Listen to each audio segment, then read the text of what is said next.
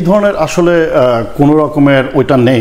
আমার ক্ষেত্রে একটু ডিফারেন্ট হয়েছে আর কি। তো আমি যখন প্রথম মাউন্ট রেনিয়ার ট্রিপটা দিই তখন আমি লাইক অ্যারাউন্ড 12,000 ফিটে যে আমি ফিরে এসেছিলাম আর কি। তো রাত্রেবেলা আমি ঘুমালাম, তো সকালবেলা আমাদের গাইড এসে বলো যে হেই তোমরা যারা যারা আসো, কারণ যারা সাবমিট করতেছে তারা আর একটু পরে ফিরবে, তোমাদের জন্য একটা কনসোলেশন প্রাইস আছে আর কি, রাইট? যারা যারা করতে পারো নাই একটা ছোট তারা আগে কুইট করছে, কেউ হয়তো একদম শুরুতে কুইট, কেউ হয়তো 5,000 ফিটে কুইট করেছে, কেউ 10,000 ফিটে, কেউ হয়তো 12,000 ফিটে যে কুইট করেছে। প্রিয় দর্শক, তানভীর শো আজ বিশেষ একজন অতিথির সাথে আপনাদের পরিচয় করিয়ে দেব, নাম কাজী শাহরিয়ার রহমান। আমরা তানভীর শোতে বিভিন্ন ধরনের অতিথির সাথে কাজ করেছি এবং তার জীবন দর্শন, তার বিভিন্ন রকম প্রশ্নে কথা শুনেছি, কিন্তু নিজস্ব পেশায় এই মানুষটি আইটি সেক্টরে কাজ করেন, সান ফ্রান্সিসকো যুক্তরাষ্ট্রে দীর্ঘদিন প্রবাস যাপন করছেন এবং সন্তান সন্ততি নিয়ে বসবাস করছেন। পাশাপাশি তার এক অদ্ভুত অ্যাডভেঞ্চার মন, যে অ্যাডভেঞ্চার মন নিয়ে তিনি গত অনেকগুলো বছর ধরে পাহাড়ে পাহাড়ে ঘুরে বেড়ান। না শুধু ঘুরে বেড়ান না, ক্লাইম্বিং তার একটা অন্যতম নেশার জগৎ। বিশ্বের বিখ্যাত সব ক্লাইম্বারদের সাথে তিনি একাধিক পাহাড় জয় করেছেন। সামনে তার হিমালয় থেকে শুরু করে আরো অনেক পাহাড় জয়ের অভিপ্রায় রয়েছে।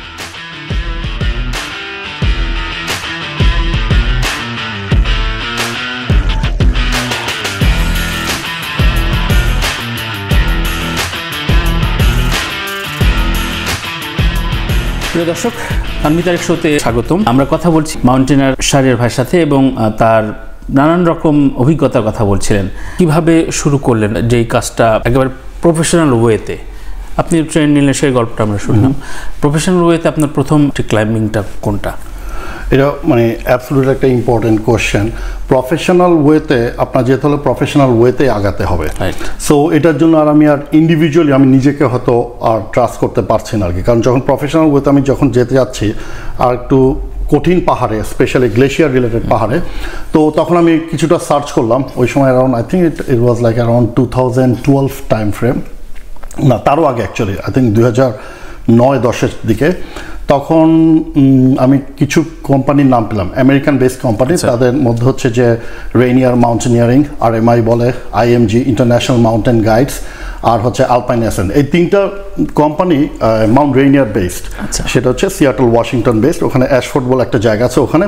এবং তখন আমি দেখলাম যে ওদের কিছু প্রোগ্রাম থাকে, যারা একদম একদম নবীন মাউন্টেনিয়ার, একদম কিছুই জানে না, তাদেরকে ওরা হচ্ছে গাইডেড প্রোগ্রাম হিসেবে নিয়ে যায়। তো ওদের সাথে আমি একটা জায়গায় সাইন আপ হই এবং যেহেতু আমার খুব ইচ্ছা ছিল যে পরবর্তীতে আমি একটা গ্লেশিয়েটেড মাউন্টেনে যাব, Mount Rainier was one of the best, এবং সেটা আমার এখান থেকেও খুব কাছে ছিল, মানে বে এরিয়া থেকে just couple of our flight.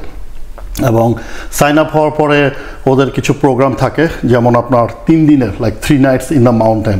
So প্রথম দিন ওরা ট্রেনিং করে, তারপর একটা সার্টেন অল্টিটিউডে নিয়ে যায়, যেমন ক্যাম্প মিউ বলে 10,000 ফিট, আর এরপরে ওখানেও আবার কিছু ট্রেনিং করায়। তারপর আস্তে আস্তে মানে যদি ওয়েদার অনুকূলে থাকে তখন সামিট পুশটা করে। এবং অফকোর্স যারা ক্লাইম্বার থাকে ইউজুয়ালি দেখা যায় যে অনলি 30% লোক ক্লাইম্বটা করতে পারে, লাইক সামিটে পৌঁছাতে পারে, কি অনলি 30% মাউন্ট রেনিয়ারের ক্ষেত্রে আর কি। তো দেখা যায় যে দেখা যায় যে বাকি 67% তারা আগে কুইট করছে, কেউ হয়তো একদম শুরুতে কুইট, কেউ হয়তো 5,000 ফিটে কুইট করেছে, কেউ 10,000 ফিটে, কেউ হয়তো 12,000 ফিটে যে কুইট করেছে আর কি, রাইট? সো আমার জন্য Mount Rainier was not very easy. আমার মনে আছে আমি অ্যাটলিস্ট 2বার ট্রাই করেছি। সো প্রথমবার আমি অ্যারাউন্ড 12,000 ফিটে গিয়েছিলাম, তারপরে দেখলাম যে খুব I had like very shivering cold আর কি। তো ওইবার আর কমপ্লিট করতে পারিনি আর কি। Second time it was a much worse. Second time 10,000 ফিটে যে I ran out of my juice, কারণ মাউন্ট রেনিয়ারে এমন একটা mountain, it's a real mountain. So যে আমাদের যে ব্যাকপ্যাকের ওজন ছিল অলমোস্ট লাইক 50 থেকে 60 পাউন্ড, মানে কেজিতে প্রায় কত 20 থেকে 27 কেজির মতো আর কি। সো এটা কোন এলাকায় বলছেন? এটা হচ্ছে সিয়াটল ওয়াশিংটন। সিয়াটল থেকে just couple of hours drive আর কি। মাউন্ট রেনিয়ার এটা হচ্ছে আমেরিকার লোয়ার 48 স্টেটস যেটা বলে, আদার দেন আলাস্কা আর হাওয়াই। এটা হচ্ছে সবচেয়ে বড় glaciated mountain. It can be called as like a mini Everest. 36টা গ্লেশিয়ার সিস্টেম এই মাউন্টেনের মধ্যে কাজ করে। এবং এই সিস্টেমটা একটু যদি ভেঙে বলতেন। সো গ্লেশিয়ার হচ্ছে যে আপনার মানে বাংলায় যে নামটা বলে সেটা হচ্ছে হিমবাহ বলে আর কি, রাইট? বরফের নদী। সো যে কন্টিনিউস যে পাহাড়ের উঁচুতে যে বরফগুলো পড়ে সেগুলো আস্তে আস্তে নিচে নামতে থাকে আর কি। তো তখন একটা নদীর মতো ক্রিয়েট হয়। ইটস নট লাইক একদম নদীর মতো হচ্ছে, বাট গ্লেশিয়ারের প্রভাবটা ইউজুয়ালি খুব আস্তে আস্তে হয়। তো মাউন্ট রেনিয়ার এত বিশাল 36টা গ্লেশিয়ার সিস্টেম আছে আর কি পুরো মাউন্টেনের চারিদিকে আর কি। সো মাউন্ট রেনিয়ার নিজে একটা ওয়েদার সিস্টেম ক্রিয়েট করে, মানে ওর আশেপাশের এলাকা মিলে খুব মানে একটা অদ্ভুত একটা খুবই সুন্দর। আপনার মানে যদি কখনো ওইদিকে যাওয়ার সুযোগ হয়, মানে আই হাইলি মানে রিকমেন্ড। আর স্পেশালি মাউন্ট রেনিয়ার মানে গিভেন ডে যদি মানে কোনো মেঘ টেক না থাকে, সানি ডে থাকে, you can see anywhere of like Seattle, মানে একটা হিউজ মনস্টার টাইপের একটা বিশাল মাউন্টেন আর কি। সো এনিওয়েজ লাইক যে মানে সো প্রফেশনাল যখন মানে প্রফেশনালদের সাথে ক্লাইম্ব করলে, so they actually guide you through, এবং যে টেকনিক্যাল ক্লাইম্বের যে লেসনগুলো এগুলো হচ্ছে তখন থেকে আমি শিক্ষা নেওয়া শুরু করি আর কি। অ্যান্ড দ্যাট অ্যাকচুয়ালি স্টার্টেড যে আমার পরবর্তীতে অন্যান্য বড় মাউন্টেনের পর আমি মেক্সিকোতে কয়েকটা বড় মাউন্টেনে গিয়েছিলাম। আর আস্তে আস্তে যে সাহসটাও যোগায়, যে যখন আপনি একবার যখন গ্লেশিয়ার মাউন্টেনে গেলাম তখন মনে হলো যে okay now I can do something more, মানে আরেকটা।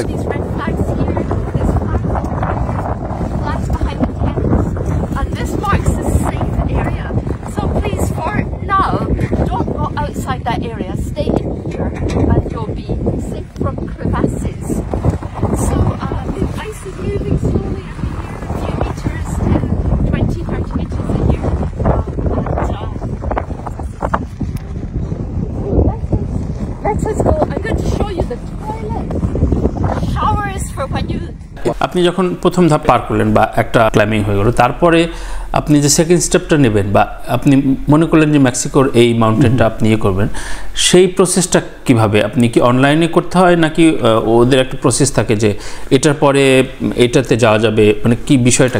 এই ধরনের আসলে কোনো রকমের ওইটা নেই।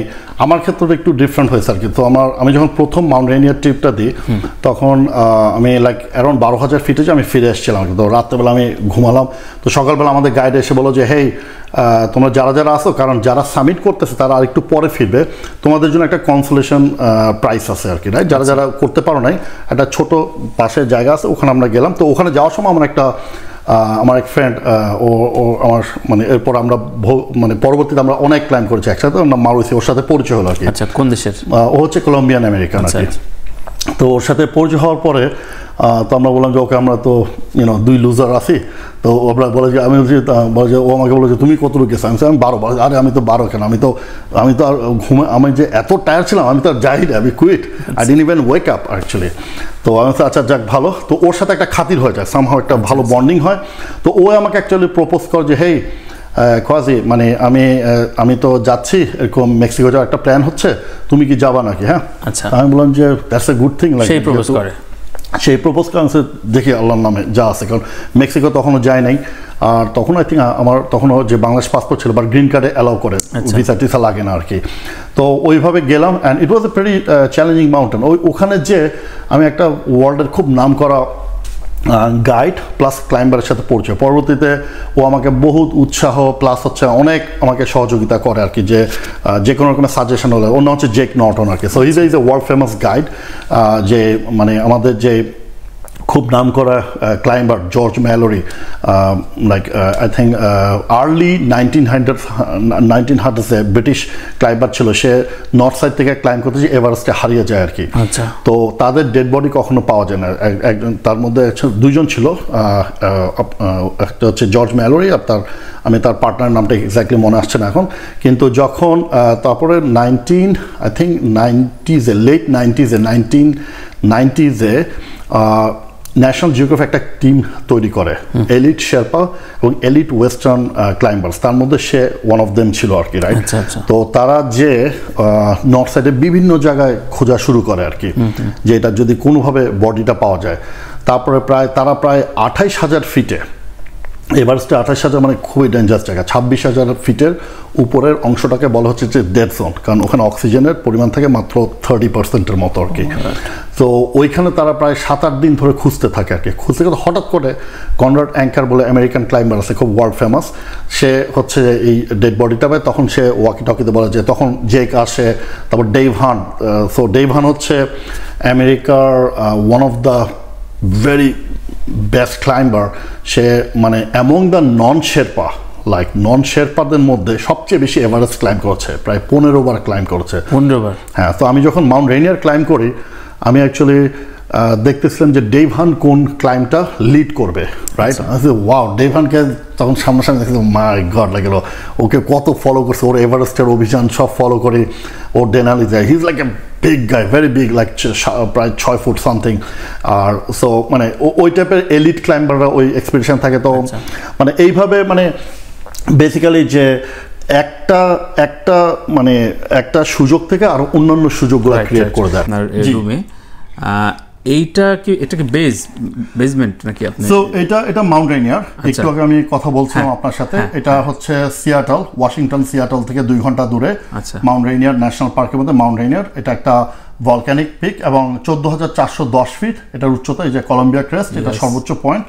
এবং এটা হচ্ছে এখানে দেখা যাচ্ছে 10,030 ফিট ক্যাম্প মিউর। এবং আসল এটা শুরু হয় kind of like something somewhere here, এখানে এটার জায়গাটার নাম হচ্ছে প্যারাডাইস।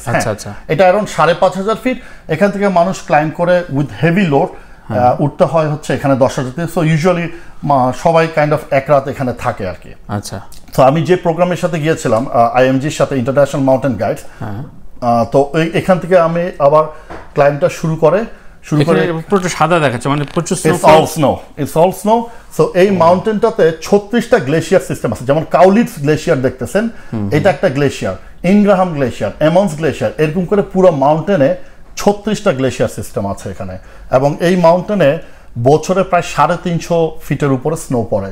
তো কাউলিটস গ্লেশিয়ার থেকে এখানে উঠে দ্য ফ্ল্যাটসের কাছে 11,200 ফিটে ইনগ্রাহাম গ্লেশিয়ারের উপরে আরেকটা আছে, পুরো গ্লেশিয়ারের মধ্যে। কিন্তু it was an amazing experience, right?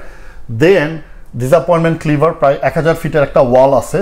এটা যদিও বোঝা যাচ্ছে না, আসলে এটা একটা একদম kind of like semi vertical ওয়াল। এটা ক্লাইম করে 12,300 ফিটে আমাদের গাইড আবার একটা প্রি চেক করে যে আমি কি ঠিক আছি, আমি কি আদৌ যেতে পারবো। তারপর আবার ক্লাইম শুরু করে যেতে হয় 13,500 ফিটে। এখানে হাই ব্রেক, এখানে আরেকটা ব্রেক পয়েন্ট হয়। বাই দ্য ওয়ে, এই প্রত্যেকটা এই যে ছোট ছোট এগুলো একটু দেখতে পাচ্ছেন যে এগুলো সব হচ্ছে ক্রিভাস। এগুলো কিন্তু 300-400 ফিট গভীর। যদি কেউ পরে এখান দিয়ে সর্বনাশ, মানে শেষ আর কি। একদম বিশাল বিশাল ক্রিভাস আছে এখানে। বলে আপনি রক ফল হয় এখানে কাউলিটস গ্লেশিয়ার দিয়ে যাওয়ার সময় এই সব জায়গা থেকে স্পেশালি দিনের বেলা, রাতের বেলা ইউজুয়ালি হয় না, কারণ রকটা জমে যায় ঠান্ডাতে। কিন্তু দিনের বেলা it can be very dangerous place actually. এই জায়গাটা, তারপরে ফ্ল্যাটসের এই জায়গাটা, এখান থেকে এইটাও খুব ডেঞ্জারাস। মানে সো এই মানে আমি যখন নামতেছিলাম, আমি একটা ছবি তুলতে চাচ্ছি, ওখানে একটা ব্রিজ ছিল খুব সুন্দর, যে আপনি তা আমার গাইড এমন জোরে আমাকে বকা দিল যে খবরদার ওখানে দাঁড়াবা না, যে কোনো সময়। এখানে আবার সিরাক আছে। সিরাক হচ্ছে যেরকম হ্যাঙ্গিং বরফের, তো একটা সিরাক যদি পড়ে, এটা it can cause like an avalanche, right? বলছে না খবরদার দাঁড়ানো যাবে না, তাড়াতাড়ি নিরাপদ জায়গায় চলে আসো আর কি, রাইট? তো যাই হোক, মানে 13,500। দেন আবার এখান থেকে এখানে যেতে যেতে প্রায় 14,410 feet. So yeah, it's like the summit place. এবং সামিটটা কিন্তু একটা ফুটবল ফিল্ডের মতো। সামিট কিন্তু একটা খারাপ না, যেহেতু এটা আগ্নেয়গিরি। আচ্ছা। তো আগ্নেয়গিরির উপরের জায়গাটা কিন্তু একদম বরফ জমে এটা পুরো আর কি একদম বিশাল ফুটবল ফিল্ডের মতো। সো প্রিয় দর্শক, এটা হচ্ছে একটা ওয়াল শাহরিয়ার ভাইয়ের, দেখতে পাচ্ছেন। আমি একটু শাহরিয়ার ভাইকে বলবো যে এটা হচ্ছে কিলিমানজারোর সার্টিফিকেট। লেখাগুলো আসলে প্রায় মুছে যাচ্ছে আর কি, but you can see Africa Uhuru Peak, যেটা বললেন 5895 মিটার। এবং এটা হচ্ছে উপরের ছবিটা হচ্ছে আমার কিলিমানজারোর উপরে। আচ্ছা। আর এটা হচ্ছে যে আর্জেন্টিনা থেকে যখন আমি ফিরছিলাম, তখন বাংলাদেশি কমিউনিটি আমাকে একটা মানে সংবর্ধনা দিয়েছিল এয়ারপোর্টের মধ্যেই। তো I am really actually glad for them যে ওনারা এই সংবর্ধনা দিয়েছে। এটা হচ্ছে আমার একটা খুব প্রিয় সার্টিফিকেট। যদি আমি কিলিমানজারো আগে দেখেছি, কিন্তু আমি স্টিল এটাকে প্রিয় বলি। এটা হচ্ছে যে মাউন্ট রেইনিয়ারের সার্টিফিকেট। যেটা আপনার ফেভারিট, আমার খুব ফেভারিট। এবং 22শে আগস্ট 2014 সালে এটা আমি ক্লাইম করতে পেরেছিলাম আর কি। আর this is a very famous personal of US, John Muir. এবং আপনি যদি ওয়েস্ট কোস্ট, আপনি যেদিকে যাবেন সব জায়গায় দেখবেন যে জন মিউর ট্রেল। সো মানে 1800s-এ আমেরিকান সে ঘোড়ায় করে করে বিভিন্ন ট্রেল তৈরি করছে আর কি, বিভিন্ন মাউন্টেনে গেছে। সো জন মিউরের একটা খুব ফেমাস কথা, সেটা হচ্ছে যে the mountains are calling and I must go, যে মাউন্টেন আমাকে ডাক দিচ্ছে এবং আমার অবশ্যই যেতে হবে আর কি, রাইট? আর এটা হচ্ছে লাইক মাউন্ট রেইনিয়ারের একটা আপার মাউন্টেনের ছবি, 10,000 ফিটের অ্যাবোভে। এটা হচ্ছে এলব্রুসের সার্টিফিকেট। এটা হচ্ছে যে ইউরোপের সর্বোচ্চ পর্বত, রাশিয়ার মধ্যে অবস্থিত, রাশিয়ার জর্জিয়ার বর্ডার। আচ্ছা, এখানে 7 সামিট ক্লাব লেখা দেখতে পাচ্ছি। এটা হচ্ছে এটা very popular company of Russia, যে এক্সপিডিশন কোম্পানি। তো ওরা 7 সামিট ক্লাব, ওরা মানে পৃথিবীর 7টা মাউন্টেনে ওদের কোম্পানি ক্লাইম্বিং করতে নিয়ে যায় আর কি, এই যে ওদের কোম্পানির মাধ্যমে। আর এটা হচ্ছে ইনকা এক্সপিডিশনের, এটা জানুয়ারি 27, 2020। এটা আমি হচ্ছে সাউথ আমেরিকার সবচেয়ে হাইয়েস্ট পিক মাউন্ট অ্যাকনকাগুয়া। এটার উচ্চতা হচ্ছে 6961 মিটার।